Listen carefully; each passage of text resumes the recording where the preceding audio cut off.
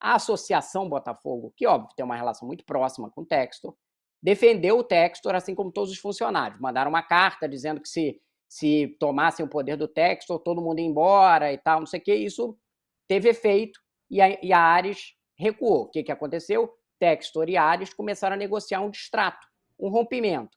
O Lyon fica na Eagle e o Botafogo sai da Eagle e vai para uma empresa nas Ilhas Caimã, que o Textor já tem até arrumado ali para fazer essa operação. Só que tem um encontro de quando as pessoas falam assim, não, o Textor vai comprar o Botafogo, recomprar e botar nas Ilhas de Caimã e acabou. Não é assim. Ele criou um monte de dívida lá dentro. Os caras não vão ficar sair com as mãos abanando. O que você vai ter que ter é um encontro de contas. O cara vai falar assim, você me deve isso aqui, você me deve isso aqui, e aí você vai saber, dentro dessa negociação, qual seria o destino do Botafogo entre a Ares e o Textor. O Textor tem ali uns trunfos, como alguns créditos que estão em nome do Botafogo. O Botafogo emprestou dinheiro para outros clubes do grupo. Então, ele vai usar ali um encontro de contas. Resumo dessa história, então, ele tem que ganhar 2 disputas. Uma disputa judicial contra a Iconic. Se ele perder, acabou, ele perde o ativo. E 2, essa negociação com a Ares, que ele tem que, de alguma forma, tirar o Botafogo de dentro do grupo Eagle. Se ele conseguir, ele vai precisar de financiamento. E aí entra o namoro dele com o Evangelos Marinakis, que é o dono lá do Nottingham Forest e do Olympiacos. Ele está com uma aproximação muito grande. Teve 2 negociações agora de jogador, vendeu o Igor Jesus e o Jair Cunha por valores que eram abaixo do que a gente estava pensando no mercado, e ele comprou o Danilo muito mais caro. Né? Comprou o Danilo pelo mais caro do que o Palmeiras tinha vendido. Todo mundo entende que essas negociações vão além de simplesmente mercado. Eles têm um namoro, foi a informação que eu ouvi, para um possível novo MCO. Como que funcionaria esse MCO? Você criaria um novo grupo e ele ia estabelecer alguma espécie de relação ali com o Marinakis num novo grupo, seja independente, que vai ter um tipo de parceria, enfim, isso aí não está. Mas primeiro ele precisa desenrolar o problema que ele tem ali, que é primeiro, essa ação judicial da Iconic, que está tentando tomar o Botafogo e todos os clubes, e a outra da Ares, que ele está negociando ali, ele já perdeu o Lyon, mas a Ares vai ter essa negociação de encontro de contas para saber se ele mantém o Botafogo ou não. Então é uma relação muito complexa, é um negócio muito complexo, não vai ter um desenrolar assim de uma hora para outra, vai ter várias decisões judiciais, várias negociações e tal, e o futuro do Botafogo está nisso aí. Se o Textor vai ou não conseguir primeiro manter o controle e depois, se ele mantiver o controle do Botafogo, porque da Eagle ele pode esquecer, ele não vai voltar a mandar na Eagle. Isso aí ele vai perder ou para a Iconic ou a Ares vai ter um acordo aí que ele vai sair. Ele não vai voltar ao Lyon. E o grupo dele precisa de uma saída para a Europa. Só o Botafogo sozinho aqui não sustenta esse modelo de negócio de compra e venda de jogador alucinada que ele faz, que a cada janela ele troca 15 elencos, né? Que a gente já viu aqui que é o modus operandi, né? Então, o futuro do Botafogo vai depender dessas ações judiciais da Iconic, da negociação do Textor com a Ares, e depois, se ele conseguir desenrolar isso tudo, aí você vai ter uma negociação possivelmente com o Marinakis ou com outro parceiro, para você remontar a MCO e o grupo que era o plano original do Textor. Ele tem ainda uma ideia lá de IPO, né? Mas isso aí, primeiro, ele precisa estabelecer um grupo. Não adianta você pensar em vender. Assim, na ação, o Textor diz que o grupo dele vale 2 bilhões de dólares. Só que ele tem o Lyon lá dentro, por exemplo, que já não é mais dele. Então, assim, hoje em dia é um futuro muito incerto o que vai acontecer com o Botafogo. Quem acha que simplesmente saiu da Eagle e acabou e o Textor vai mandar nisso aqui, não é essa a realidade. Tem uma negociação muito complexa para ser desenrolada.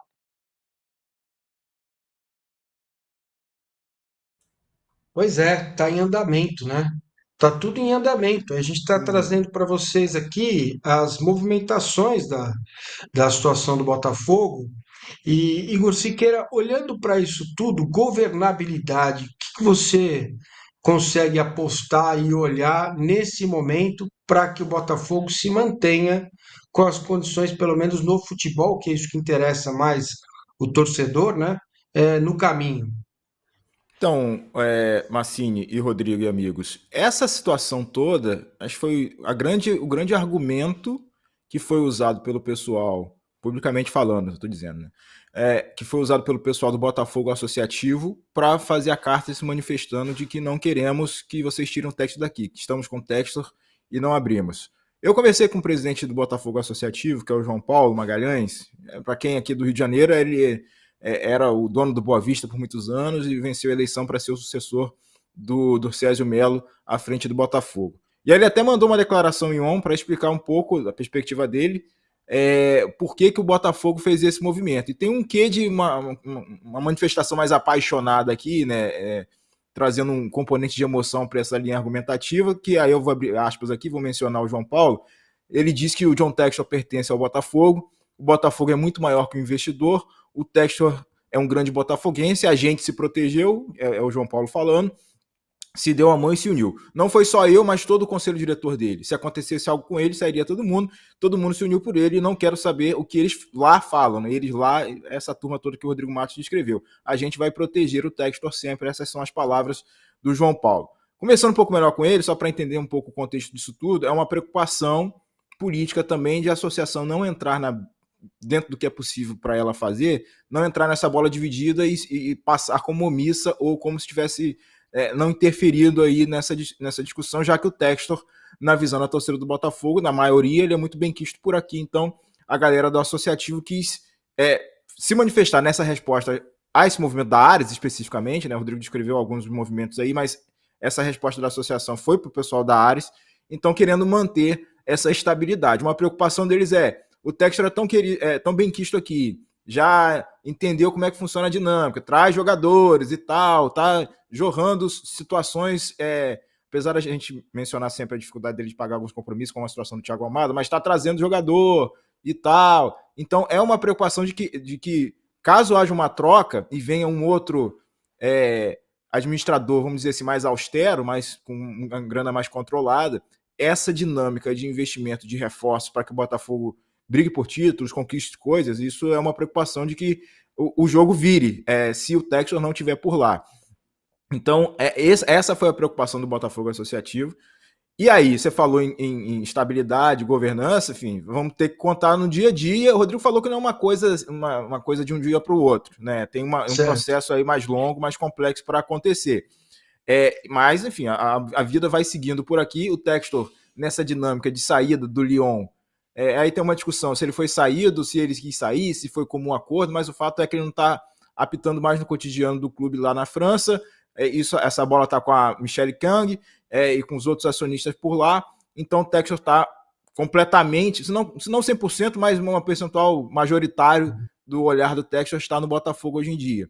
E aí ele vai continuar por aqui tentando fazer os negócios dele. Aí o Rodrigo mencionou essa dinâmica aí com a porta da Europa, porque é fundamental para que o Botafogo não conseguiria, por exemplo, vou citar o caso do Thiago Almada, não conseguiria trazer o Thiago Almada e tampouco fazer uma negociação do porte que fez com o Atlético de Madrid se ele não tivesse usado o Lyon como vitrine nessa relação. E aí eu vou olhar para a negociação do ponto de vista do lado brasileiro, né? Então o jogador, quando atua lá na França, ele consegue sair para outro mercado europeu, mas já com uma cifra maior do que ele só estivesse atuando no Brasil. Então é importante para essa rede do Textor ter sempre um braço europeu.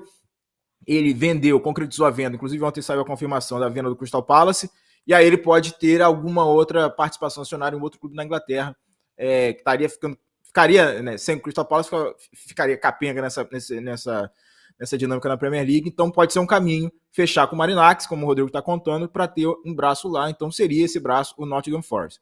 E o cotidiano do Botafogo Futebol por aqui, né, da SAF aqui no Brasil, a vida está tentando ser continuada. A gente já falou aqui no UOL da diferença que é agora, né, esse fim do chamado caixa único da Eagle com o Lyon e tal, que o Botafogo vai tentar e vai se propor, né, diante dessa cisão aí, e uma necessidade, uma situação que vai acabar se concretizando, o Botafogo passar a tentar viver com o seu próprio caixa, mas enfim, a gente precisa entender melhor porque há uma dificuldade de transparência, eles não soltaram os balanços, a gente ainda tem muitos elementos faltando nesse quebra-cabeça para descrever a situação real do tabuleiro financeiro do Botafogo. Mas em termos de administração, então, o que a diretoria diz? Vamos operar em caixa único, a gente tem ainda dinheiro para receber do Lyon, a gente tem coisa para passar para o Lyon, e nessa balança de recebíveis irrepassáveis, vamos dizer assim, para o Lyon, a gente ainda tem saldo positivo e o Botafogo está vendendo muito jogador, estamos almejando uma receita que supere a casa do bilhão. Esse é o discurso hoje na SAF Botafogo, contando que o Textor não seja afastado, claro, nessa dinâmica que o Rodrigo explicou, enfim, nessa tentativa de manter o Botafogo competitivo por aqui. Acho que esse é o cenário que diz respeito ao lado brasileiro, do porquê que a associação se meteu nessa e como que o pessoal da SAF está enxergando administrativamente o Botafogo. Do Botafogo e a associação estão sendo pagas? O relato deles é que tem um bom entendimento para que isso avance, sim, para que esse pagamento continue. Então, quem está no lado associativo está satisfeito com a relação com a SAF hoje. Esse é o resumo da ópera.